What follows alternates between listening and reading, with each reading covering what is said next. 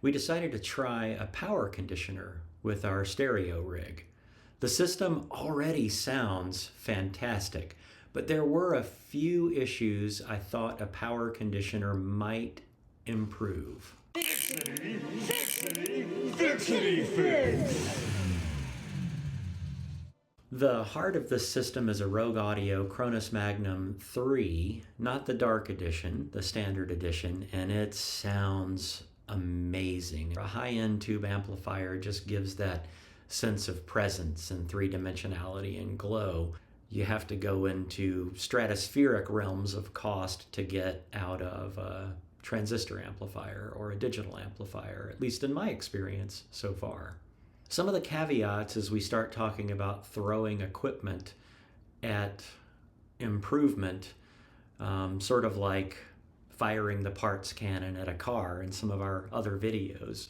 Diagnosis is really important. Knowing what the issue is super important for figuring out how to address it. Far more important in my mind and in my experience than the equipment itself are the acoustics of the room, the placement of the speakers in the room, and also vibration isolation. With all those things figured out in this room, I was getting a couple of issues. I was hearing some hum and some noise that seemed to be beyond just what you might get from a tube amp. A tube amp is going to have a little more hum and a little more noise than other types of amplification like Class D or transistor amplifiers.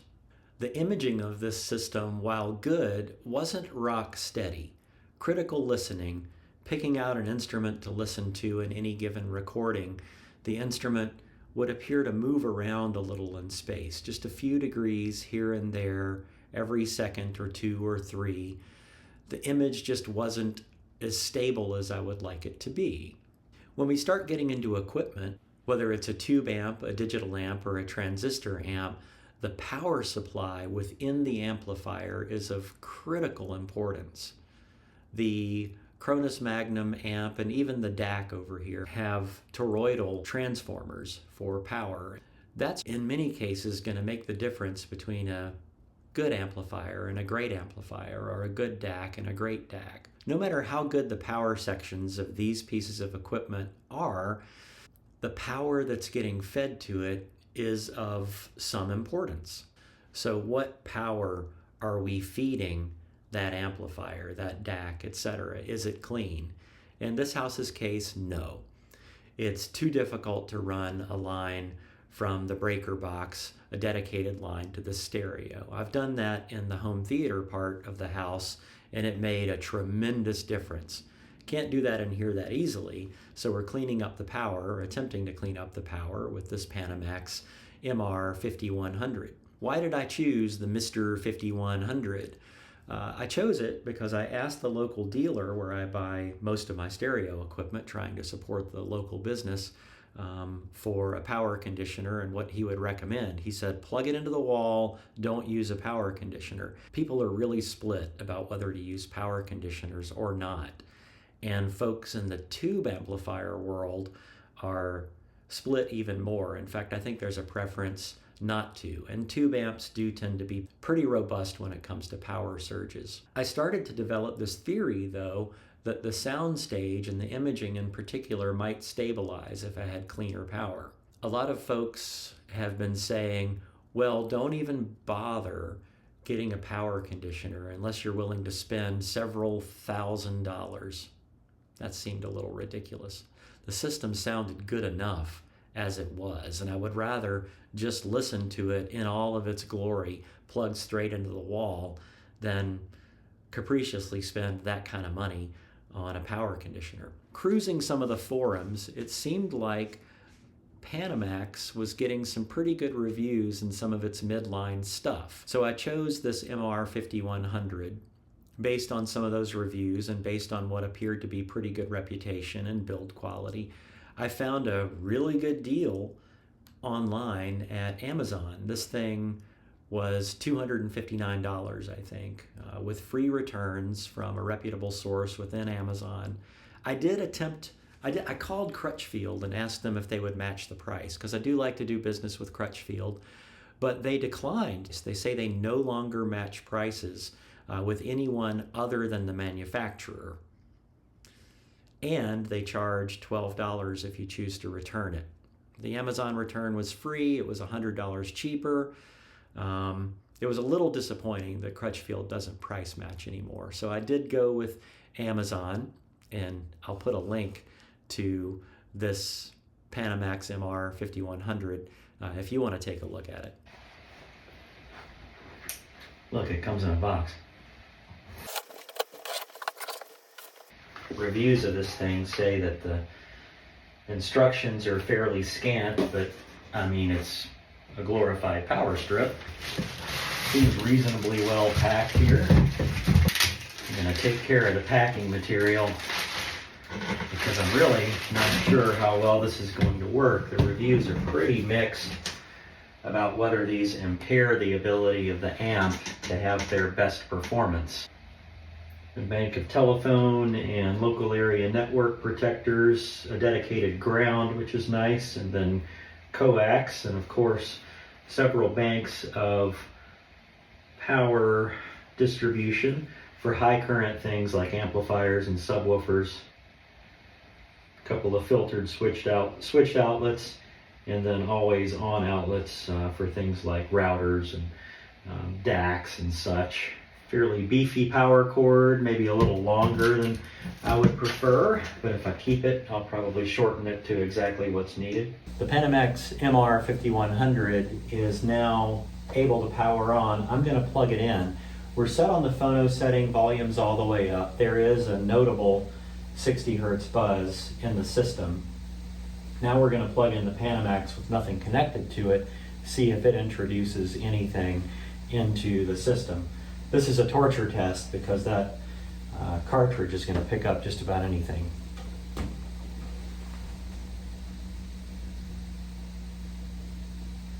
I don't notice any extra interference, no extra hum.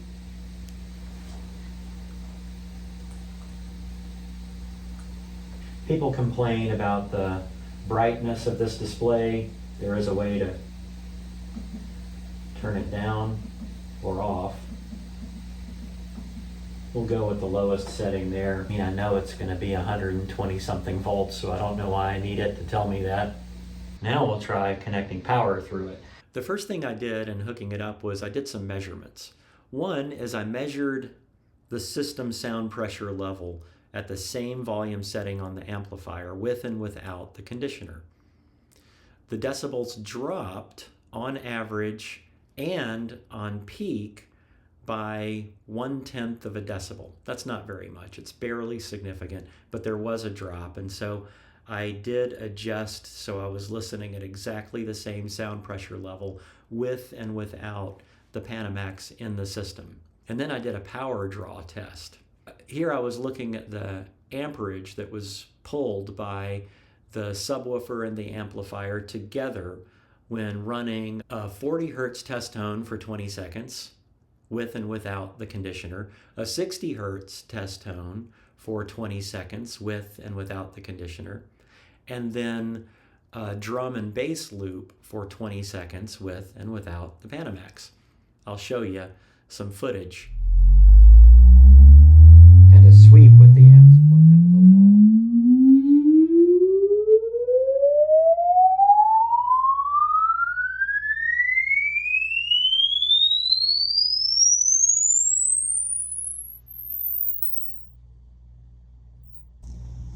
Amps plugged into the conditioner, frequency sweep.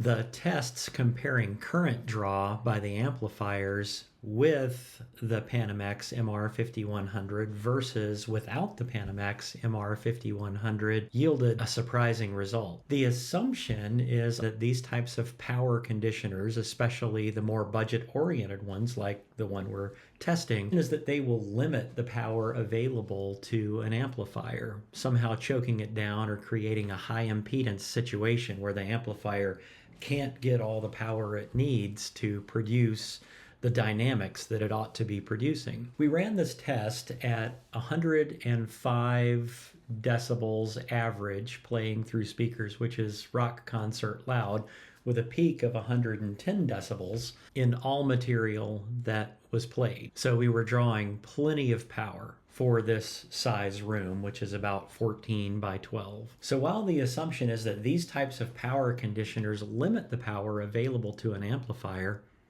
we found the opposite in our tests. For example, playing Yellow's song Out of Sight for the first 30 seconds, we had a peak amperage pull without the power conditioner of 3.42 amps. With the power conditioner, the amplifier was able to pull 5.03 amps. Almost 20% more power was available for amplification when using the power conditioner. Now you saw in the test that we ran the system with the Cronus Magnum 3 and a definitive technology subwoofer hooked up.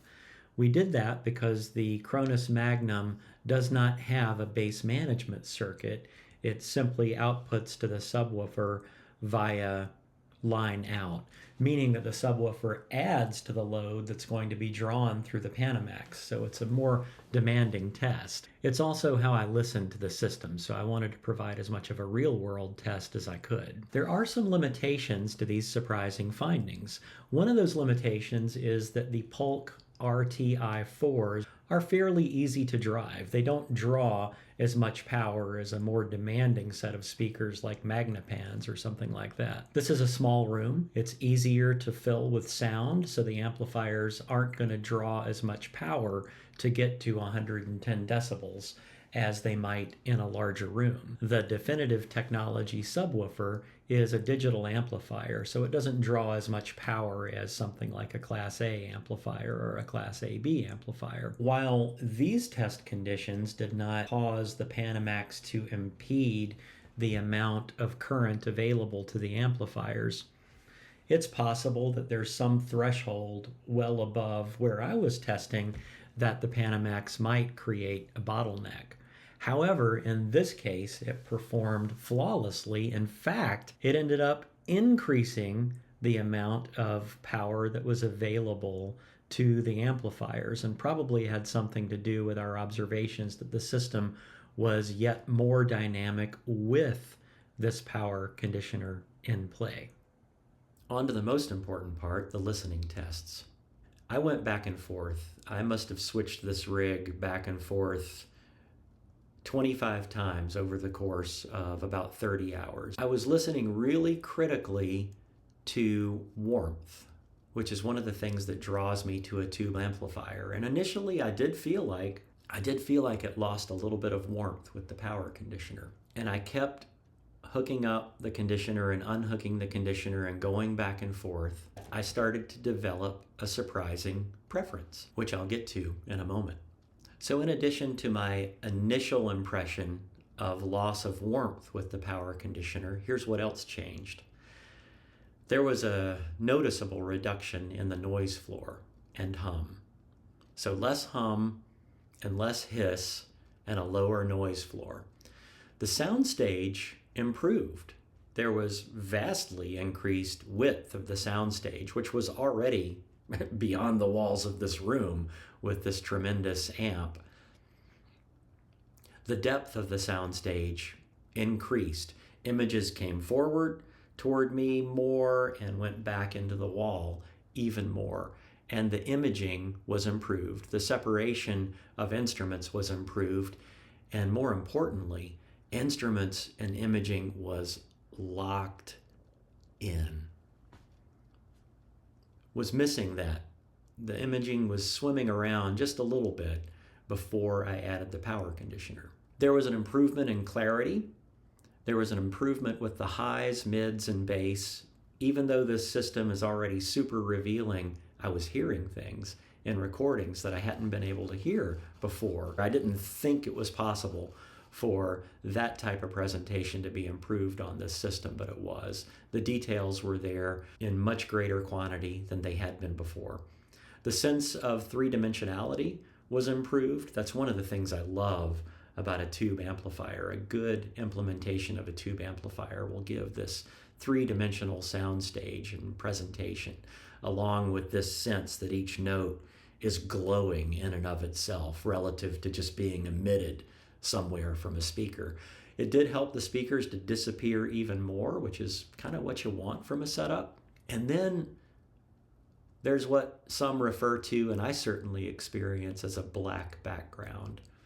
A transistor amp or a digital amp will have sort of like sound painted on a white canvas, but a tube amp or a really, really high-end transistor amp, in my experience, has what feels like just a black background. It's like watching a really good OLED TV or one of the really good plasma TVs with excellent black levels, and the images just glow from and pop off the screen.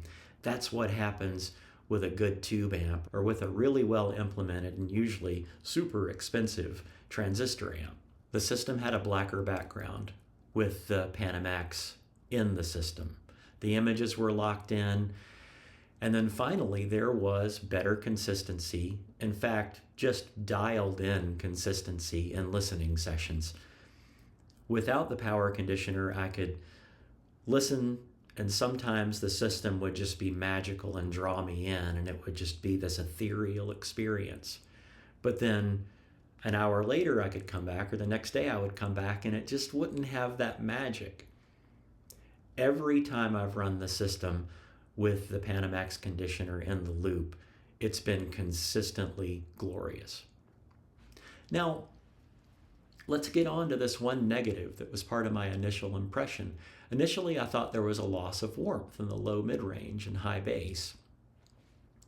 But I was listening to acoustic guitar music because I really wanted to hear the transients, and I really wanted to hear the decay of notes.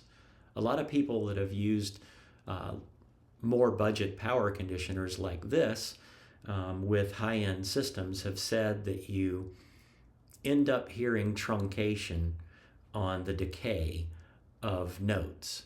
And an acoustic guitar is an instrument I know well, and so I was listening to acoustic guitar tracks, and it felt like it wasn't as warm. Interestingly, when I started listening to full arrangements, I vastly preferred the system with the Panamax. So here's the theory.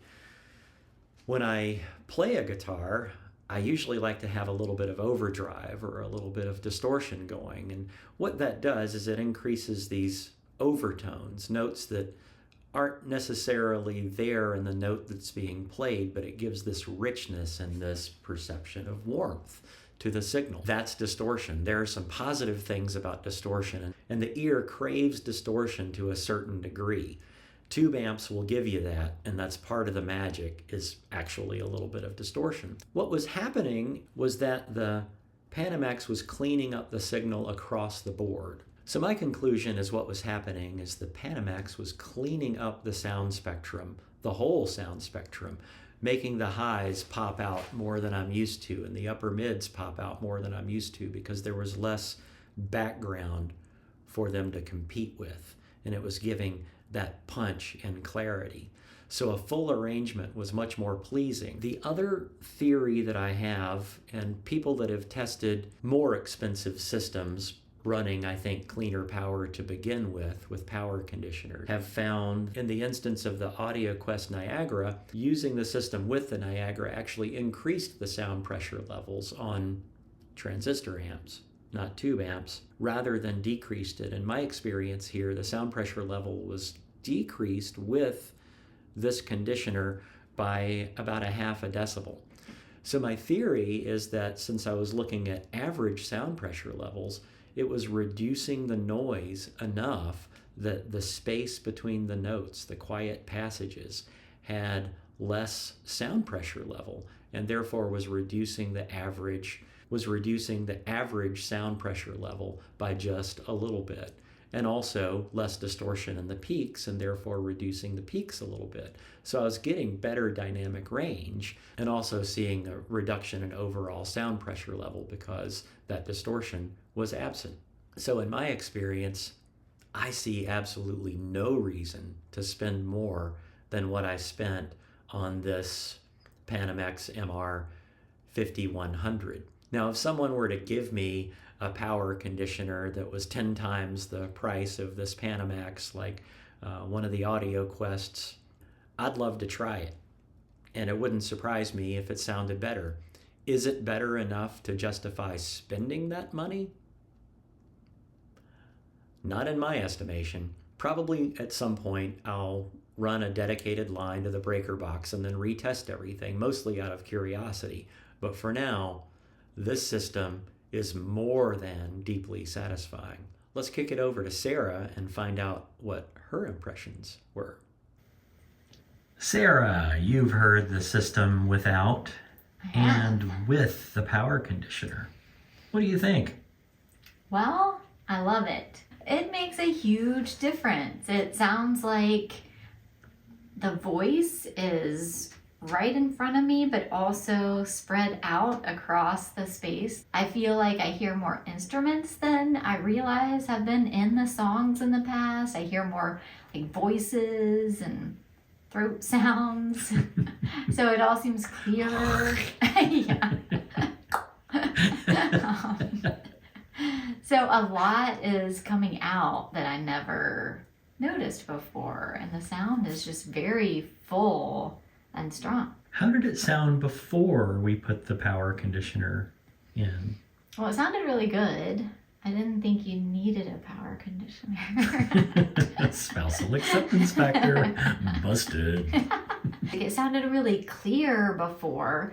Like that stood out beforehand. Just everything sounded really clear. The voices were clear and the sound was clear. I feel like it's now just fuller. You feel and hear everything more. Did it take anything away? No. Can't think of anything. Tell the world what songs you listen to when you're evaluating a system. Well, I'm a voice person, and it'd probably be better to listen to instrument songs or songs with lots of instruments, but I love to listen to the fun songs some nights. There's a song by Fasanoma that is really good to listen to on good equipment because it's kind of recorded in a funky way that has a little kind of back and forth, and you can really hear that on good equipment. The song by Fasanoma, what's it called? I'm Walking This Road. All right. You introduced me to how the Eagles sound on it, and I like that a lot. The harmonies there were just really strong, and I really like what you have added to the setup. I want to tell viewers that I hope you found this very helpful. If you did, please like and subscribe, leave a comment, and we look forward to seeing you next time.